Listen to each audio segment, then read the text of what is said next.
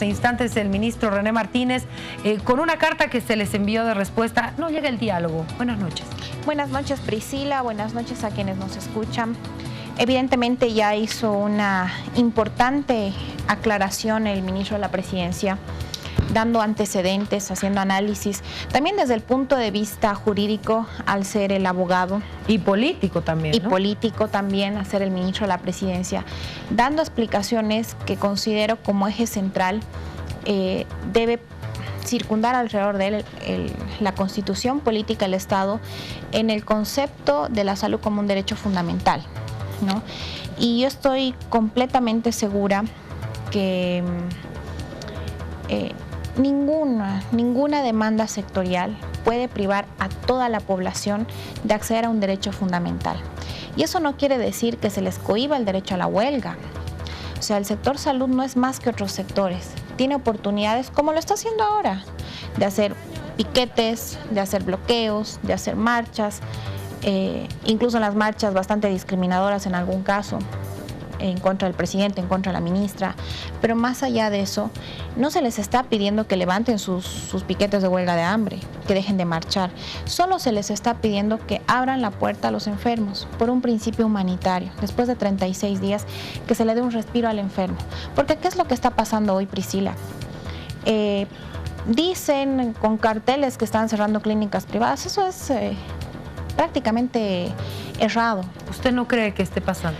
Al contrario, incluso hemos recibido alguna denuncia anónima y hay que investigarlo evidentemente, de que en algunas consultas privadas se hubiera incluso duplicado los precios de las consultas. ¿Ah, sí? Y que obviamente al privado, cuando el sector público y de la seguridad social cierran sus puertas en todo el sistema de salud, quien va a recibir más es el privado. Solo les invito a los medios que vayan a estos... Hay en algunos edificios, espacios de policonsultorios, de especialidades, están saturadas.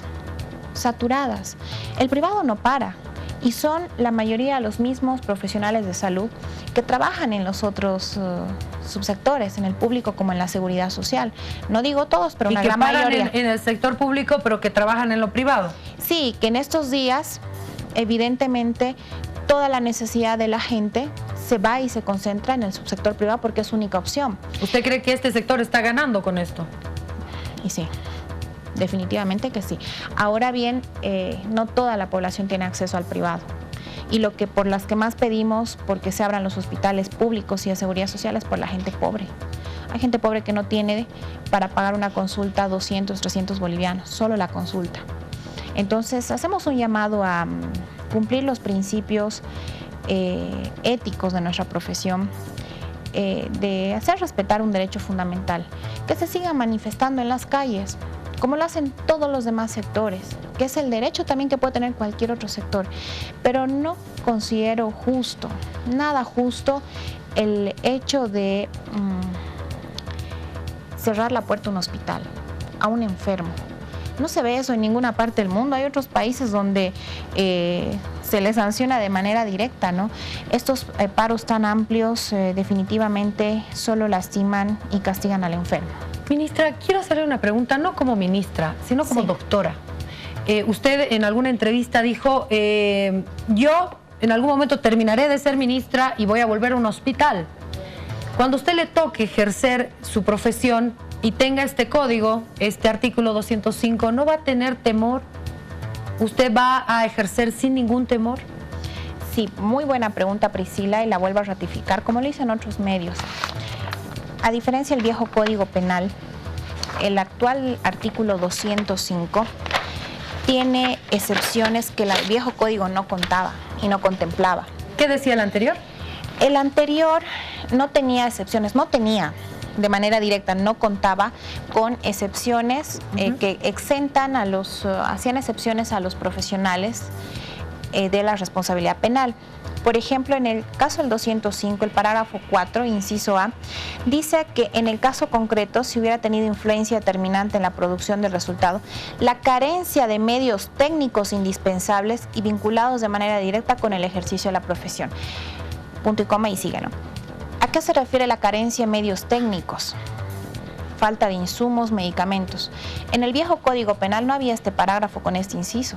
Yo escucho hoy lamentablemente a varios dirigentes en sus discursos decir que si falta insumo, medicamento y además otra falsedad de que dicen por culpa del gobierno nacional. Bueno, primero el caso del Hospital de Clínicas, que es de donde escuché este discurso, depende de la gobernación del gobernador Pazzi, no del gobierno central. Y eso está en la Ley Marco Autonomías, artículo 81, en competencias exclusivas de las gobernaciones al respecto de salud. Pero además de eso, dicen los dirigentes, si falta insumos, medicamentos, va a ser la culpa del médico. Y eso es falso, porque eso es una conjetura total, porque en este parágrafo 4, inciso A, más bien le exenta al médico la responsabilidad penal. Cuando yo demuestro, pongo un ejemplo práctico y que se da frecuentemente en zonas rurales, periurbanas, etcétera. Una mujer puérpera, en un puerperio inmediato, es decir, que recién tuvo el parto, tuvo una retención placentaria y empieza una hemorragia.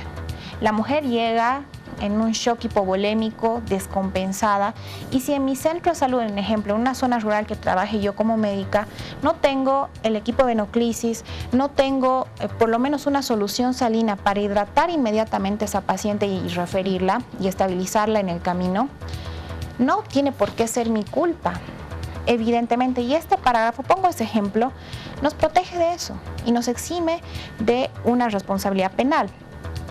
Ahora bien, haciendo un análisis también como profesional de la salud, cuando uno entra a estudiar medicina y en cualquier profesión de la salud también, sabes que vas a trabajar con vidas humanas y sabes que estás asumiendo una responsabilidad mucho mayor que incluso en otras profesiones, porque estás tratando con vidas.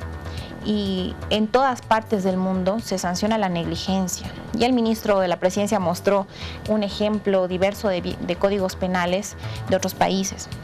Entonces, el médico que está seguro de sus conocimientos, de su categoría profesional, y que estoy segura que en Bolivia la gran mayoría son profesionales que no cometen actos negligentes, impéritos, etcétera, no tienen por qué tenerle miedo a esta sanción en específica. Pero tampoco se puede exigir que se elimine un artículo que sanciona precisamente al hecho negligente, al acto negligente comprobado. Yo creo ¿Comprobado por quién? Comprobado en este caso por las instancias correspondientes. ¿Quién? Y yo creo acá... ¿Cuál es la instancia correspondiente? Bueno, hay que establecer ahora los procedimientos, ¿no? Me imagino que en estos 18 meses tendrán que establecerse procedimientos a la aplicación del Código Penal. Y no, pero el Código establece que es un procedimiento en la justicia ordinaria. No dice habrá una instancia especializada, no dice. ¿O me equivoco? En este caso, y vuelvo a recordar el acta que firmaron con la presidenta de diputados, hablando del artículo, y de Senado, hablando del artículo 491 en esa época de conciliación, se introduce la posibilidad de acudir a instancias de conciliación u otras formas amigables de solución del conflicto de mayor especificidad. Y eso se ha incorporado en otro artículo del recientemente promulgado Código Penal, en el ámbito de la conciliación. Ahora, en un debate posterior que en especificidades no se puede... Su artículo, claro que sí. Este es el acta y eso se ha incorporado. No y el recuerdo, artículo está acá, ¿verdad? No recuerdo el número del artículo, pero te lo voy a entregar posteriormente, que se ha incorporado en el ámbito del nuevo Código Penal la posibilidad de la conciliación para varios sectores. Y en este yo estoy segura que en el transcurso, y te lo digo también como profesional médica, Priscila, yo creo que nunca se ha cerrado la opción de que hay una instancia, independientemente en qué momento, si previo a la instancia judicial, eso aún no se ha debatido. ¿Hablamos de este Instituto Nacional de Conciliación y Arbitraje? ¿Qué es lo que piden los médicos? No hay que ponerle nombre aún. Lo que yo considero es que sea la instancia que sea, la naturaleza que tenga, una comisión, un instituto, una entidad desconcentrada, centralizada, lo que fuera, en ningún momento se ha negado la posibilidad de la conciliación. Y como profesional médica, Priscila, te digo, lo he dicho en otros medios, pero lamentablemente hay cosas que no se quieren escuchar.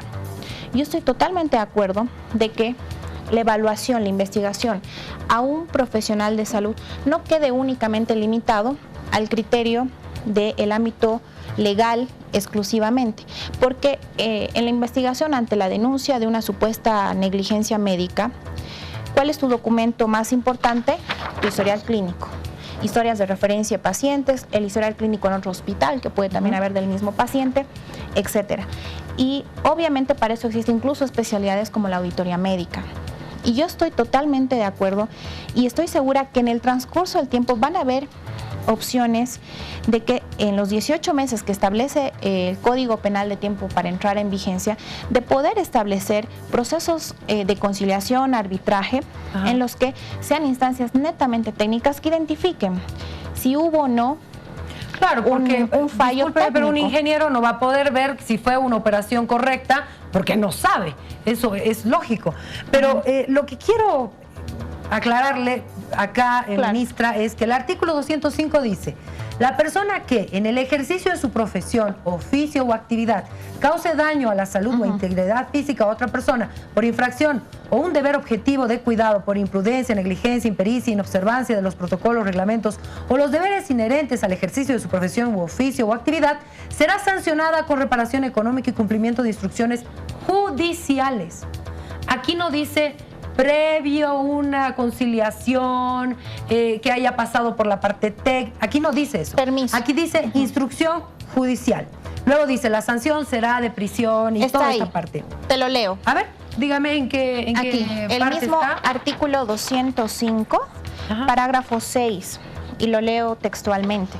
Las circunstancias descritas en el presente artículo, con lo que acabas de leer en el sistema judicial, etcétera, podrán ser acreditadas por las partes a través de los medios de prueba técnicos, científicos, imparciales, idóneos y pertinentes previstos en este Código Penal, que también está en el ámbito de la conciliación en otro artículo, o en leyes vigentes, que sean las leyes que se puedan promulgar, como la Ley Marco de Salud, y por cualquier otro medio lícitamente obtenido.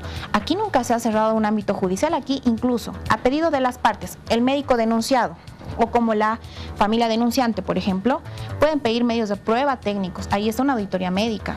Sí, ministra, yo lo entiendo, pero todo está dentro de un proceso judicial. Y eso es así, porque ahí mismo dice que son pruebas de peritos. Es también parte de esta investigación. Cuando uno tiene, qué sé yo, un delito informático, no va a ser el juez el que averigüe qué pasa en el teléfono. Pide un perito para que el perito verifique. En el caso de un juicio contra un médico, me imagino que pedirá a un médico perito que pueda hacer una auditoría, una investigación, no sé, y pueda poner las pruebas. Pero dentro de un juicio ya, un juicio en la justicia hermosa que tenemos en nuestro país. Entonces, ese es el temor también. La justicia es otro problema que tiene nuestro país. Si nuestra justicia fuera recta, pero así, todos tendríamos fe, diríamos, no hay problema. Yo voy y me presento ante la justicia, yo no hice nada. Pero la justicia en nuestro país no funciona, ministra. Pero a ver, yo creo que no hay que confundir las cosas. Una cosa puede ser el problema del sistema judicial, pero otra cosa está vinculada a el no querer leer a su cabalidad todos los beneficios del nuevo Código Penal. Este es un Código Penal más restaurativo, Priscila, a diferencia del otro. Tiene muchas virtudes que incluso, y muchos candados que a lo largo del tiempo en su implementación, no soy abogada, pero bueno, todo lo que he ido escuchando y coordinando con la Asamblea Legislativa y sus abogados, nos permiten identificar que en el momento de su implementación del Código Penal, al ser un código nuevo, con una visión más restaurativa, pues va a permitir, y con las cadenas y candados que tiene este nuevo código, va a permitir eliminar de manera paulatina la chicanería, las extorsiones que se dan en el sistema judicial. Ahora bien, pero por el hecho de que la justicia no funciona, ¿qué es lo que está pasando?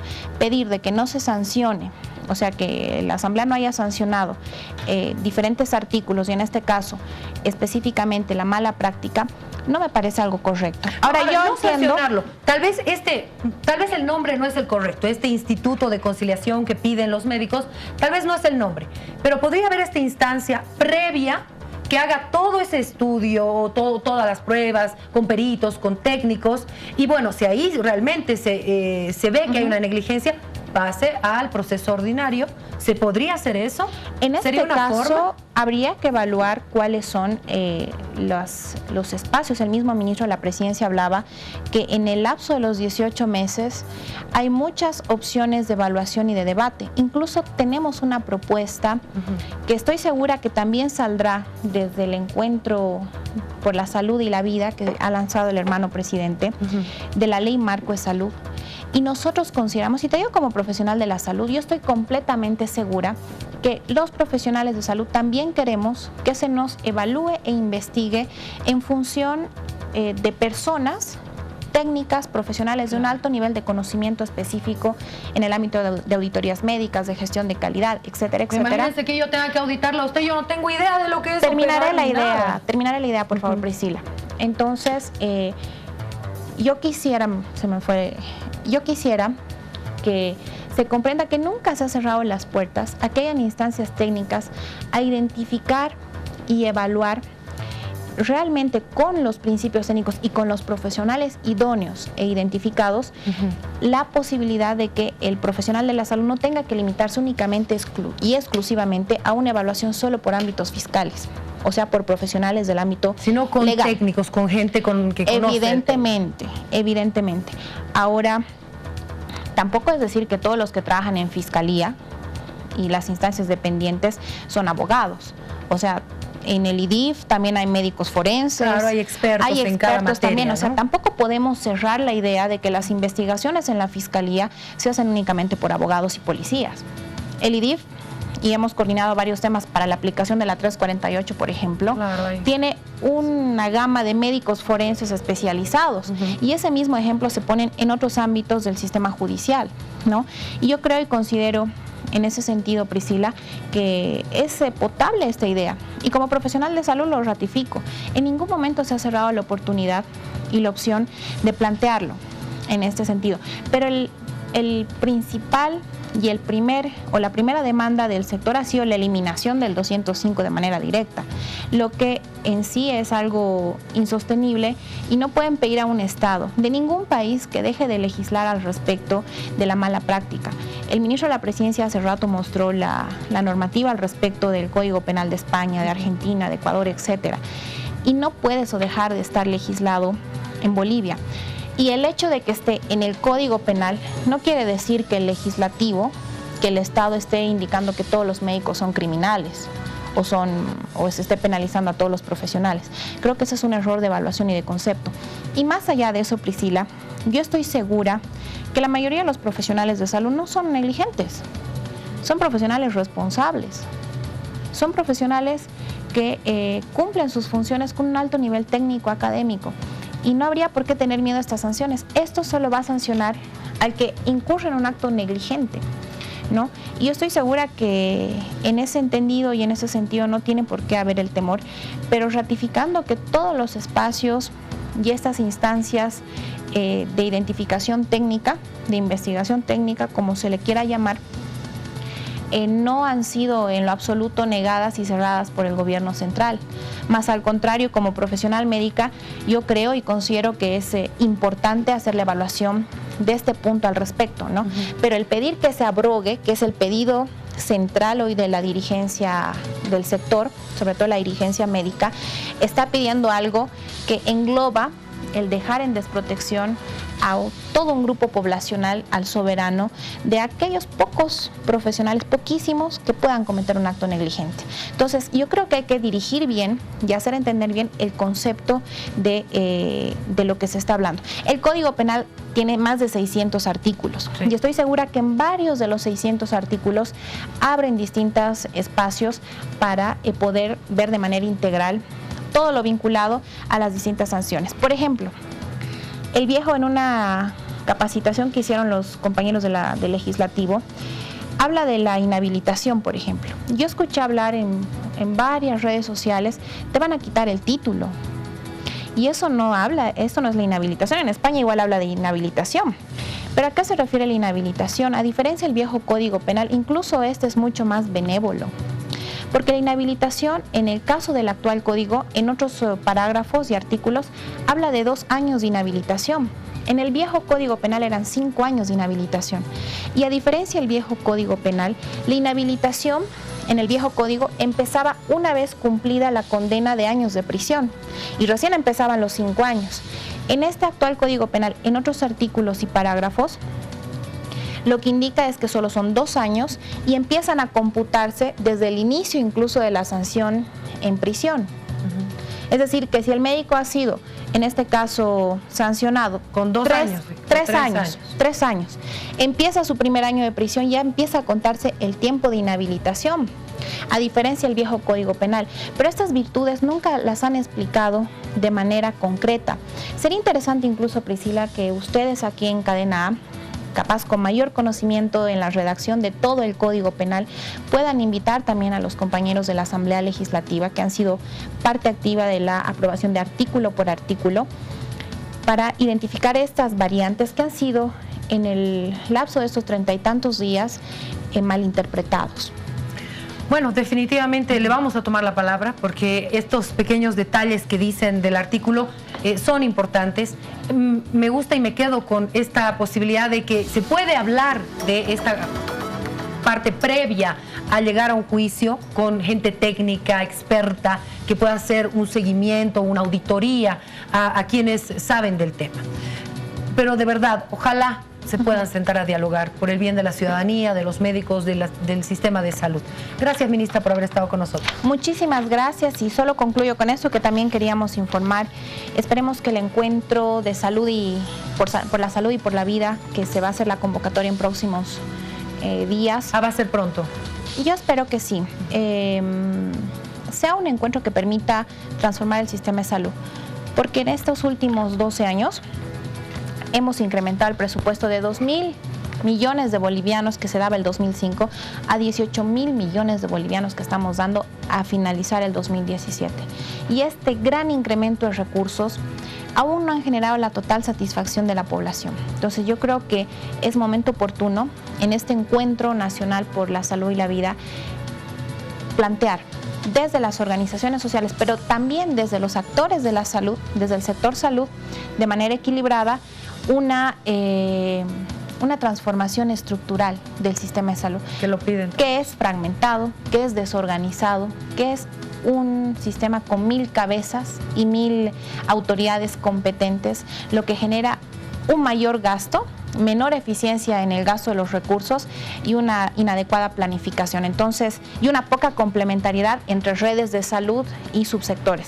Y yo creo que esta es una gran oportunidad que el presidente Evo ha lanzado y yo creo y considero que los bolivianos y bolivianas merecemos un sistema de salud no solo que gaste y gaste recursos, sino que los gastos y los recursos que se destinen a la salud generen satisfacción en el paciente.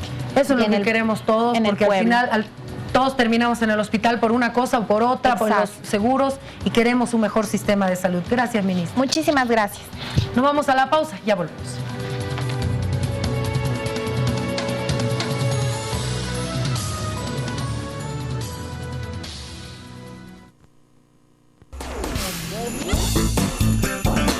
Ya volvemos con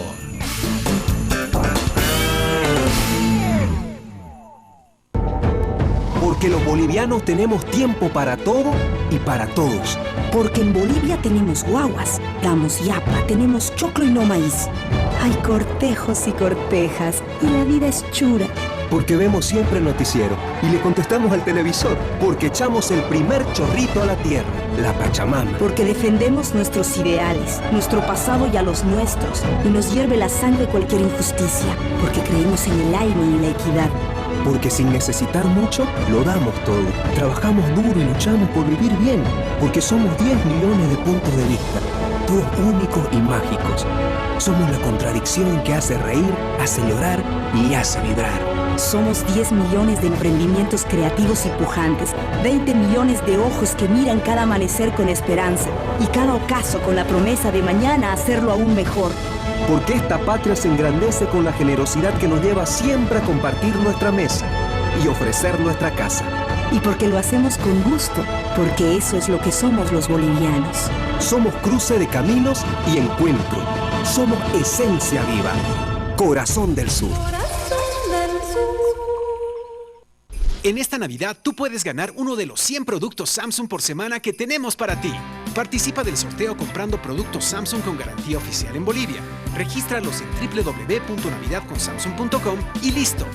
Encuentra más información entrando a www.navidadconsamsung.com. Hay cosas que no se comparan, como disfrutar la Navidad con Samsung. Promoción válida del 1 de diciembre al 28 de diciembre. Fechas de sorteos 8, 15, 22 y 29 de diciembre.